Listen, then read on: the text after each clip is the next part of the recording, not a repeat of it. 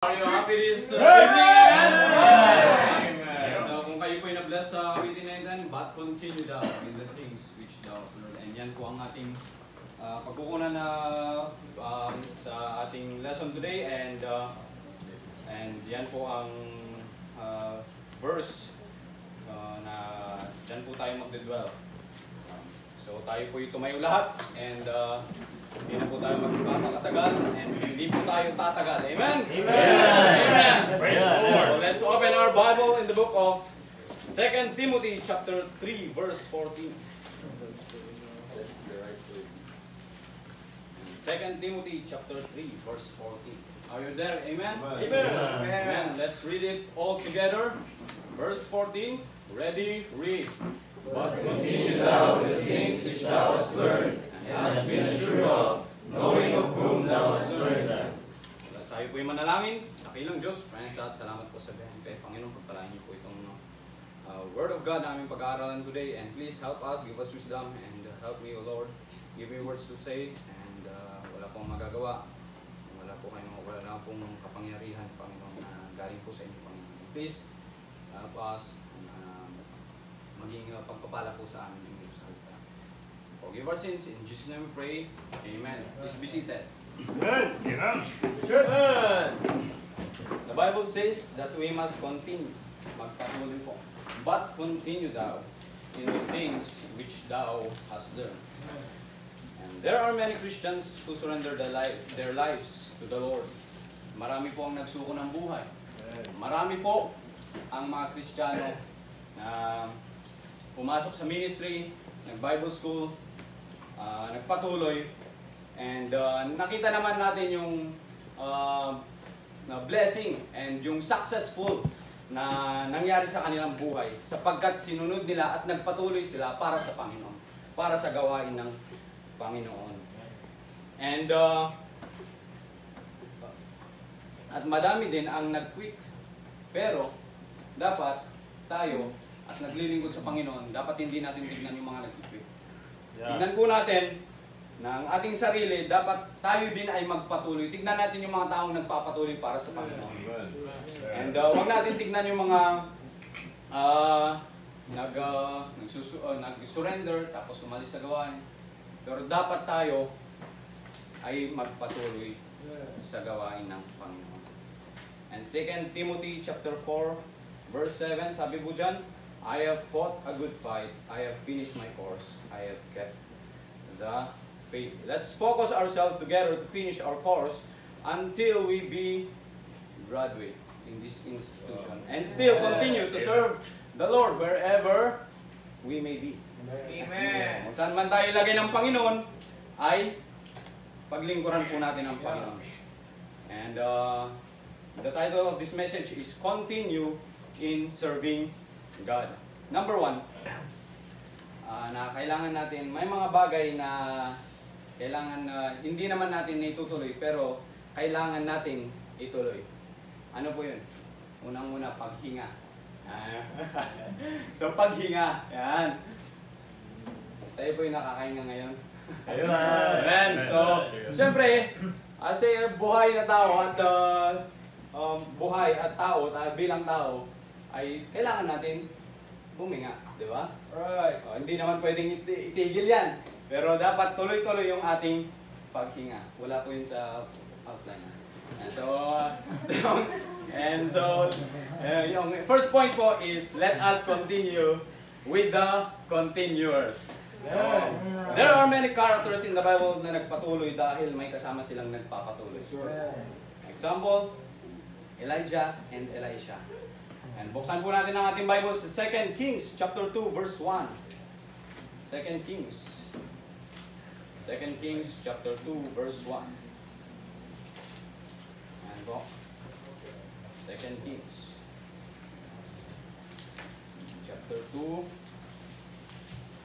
verse 1. And sabi po dyan, and it came to pass when the Lord would take up Elijah into heaven by a whirlwind, that Elijah went with Elisha from Gilgal. And sabi din po dyan sa verse 9, and it came to pass when they were gone over, that Elijah said unto Elisha, ask what I shall do for thee before I be taken away from thee. And Elisha said, I pray thee, let a double portion of the Spirit upon me. So, ito po yung si Elijah ay kukunin na po ng Panginoon. Pero, itong si Elisha, buntot-buntot sa kanya. Sumusunod sa kanya. Bakit?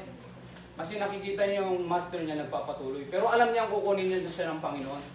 Pero gusto niya pa rin makasama ang kanyang master. Bakit? Kasi nga, nagpapatuloy ang kanyang yung nagmi-minister sa kanya. And si Elijah, bakit si Elisha ay gusto niyang makasama si Elijah? Bakit? Kasi nakikita niya na nagpapatuloy si Elijah. Makikita natin na si Elisha ay gusto niyang makasama ang kanyang master pero dahil kukunin na siya ng Panginoon. Ngunit nga, dahil at makikita natin na mga sumusunod na verses na nagpatuloy si Elisha. Bakit? Dahil nakasama niya ang nagpapatuloy hanggang nakunin siya ng Panginoon. Anong ibig sabihin po nun? Nagpatuloy, nung kinuha na po ng Panginoon si Elijah, ano pong ginawa ni Elisha? Nagpatuloy. Bakit? Pinagpatuloy niya yung ministry na. Kaya sabi dyan, verse 19, doon po nagsimula ang ministry ni Elisha. Doon po siya nagsimula. And pangalawa is Paul and Timothy. Paul is encouraging Timothy to continue. Kaya nga sa ating verse na nabinasa ay si Timothy ay nagpatuloy. Bakit? Kasi may nag-i-encourage sa kanya nagpapatuloy sa gawain ng Panginoon. Si Paul, kinuha din ng Panginoon na nagpapatuloy. Kaya nga sabi po dyan sa verse 7 ay, I have fought a good fight, I have finished my course, I have kept the faith. And sabi po dyan, the greatest example is who? Who is the greatest example? It is Jesus Christ. Jesus Christ is a very great example na nagpatuloy hanggang sa siya'y namatay, inilibing at muling nabuhay ng 3 araw. Para ma-fulfill yung command ng kanyang Ama. Para lahat ay maligtas. Tayo ay maligtas sa biyaya po ng Panginoon.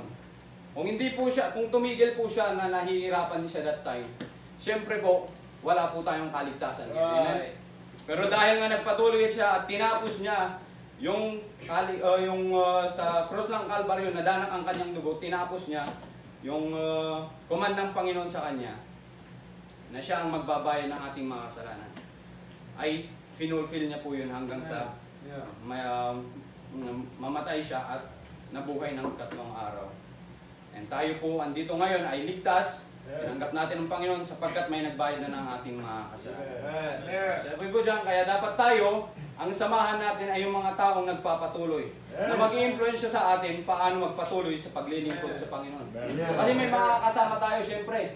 Hindi naman lahat ng makakasama natin magugustuhan tayo, tama? Hindi naman lahat ng makakasama natin ay gusto yung pagmumukha natin. Tama? Ugali natin. Siyempre, lahat po tayo may kanya-kanyang ugali. Pero sabi ng mas maganda, yung samahan po natin ay yung nagpapatuloy sa gawain ng Panginoon. At yung mag-i-influensya sa atin ng tama na tayo magpatuloy sa gawain po ng Panginoon. Number 2, continue in the ministry. Buksan po natin ang ating Bible sa 2 Corinthians chapter 4 verse 1. 2 Corinthians chapter 4 verse 1. And sabi po dyan, therefore, seeing we have this ministry, as we have received mercy, we faint not. We are here because of the ministry of this church. Kaya tayo andito kasi andito yung ito po ay ministry ng simbahan ng Panginoon. Ang ministry ay hindi lang yung kung saan tayo naka-assign sa church, yung responsibilities, kundi lahat ng ating ginagawa. Kundi sabi po dyan, kundi lahat ng ating ginagawa para sa Panginoon ay ministry po yan. Kaya nga, we are here to be trained to minister and not to be ministered. Kaya dapat lahat tayo ay magpalakasan sa bawat isa. Kaya as a student, and tayo po, bawat isa sa atin ay magpatuloy and magpalakasan din po sa bawat isa. Kasi lahat tayo may ministry eh. Wala naman tayong hindi pwedeng maging ministry. Ang dami pong ministry ng simbahan na ito, ang gawain ng Panginoon.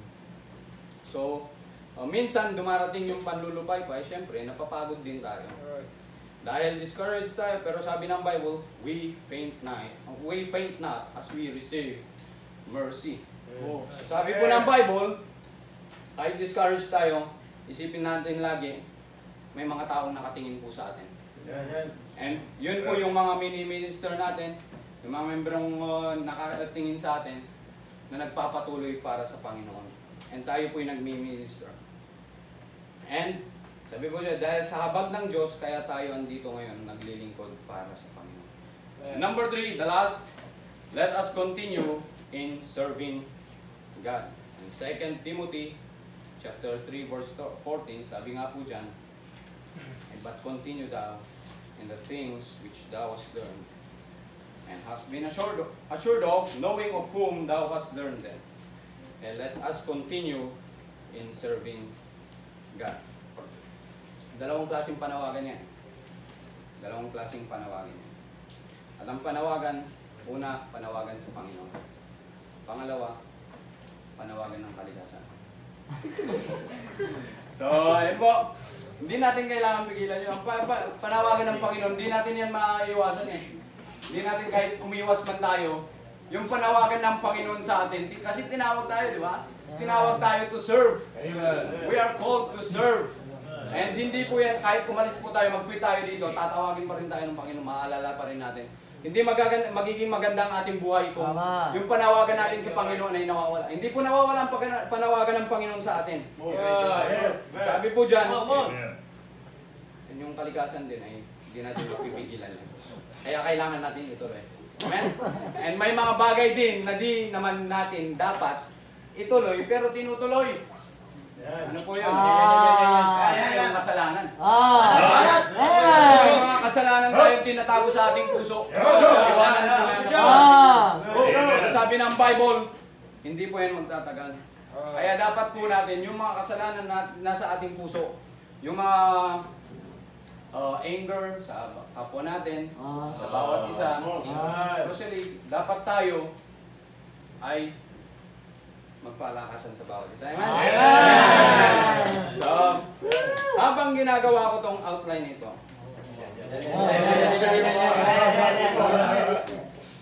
the devil is very active. He's making a way to discourage me. Gumagawa siya ng disturbance para hindi ko maituloy or matapos yung aking ginagawa. Kasi ang pag-aaral po ng salita ng Diyos ay hindi basta-basta. Hindi po yan basta-basta. Hindi po yan naabutin ng isang oras lang. Hindi, just one verse. Pwede mo siyang i-meditate. Madami ka pong may i-meditate dyan. Pero sabi po ng Bible, let us continue pa rin. And let us focus kung ano po yung ginagawa natin para sa Panginoon. Kasi ang diablo po ay andyan, ay bantay-bantay din po tayo. To and fro siya. So papunta siya kung saan-saan.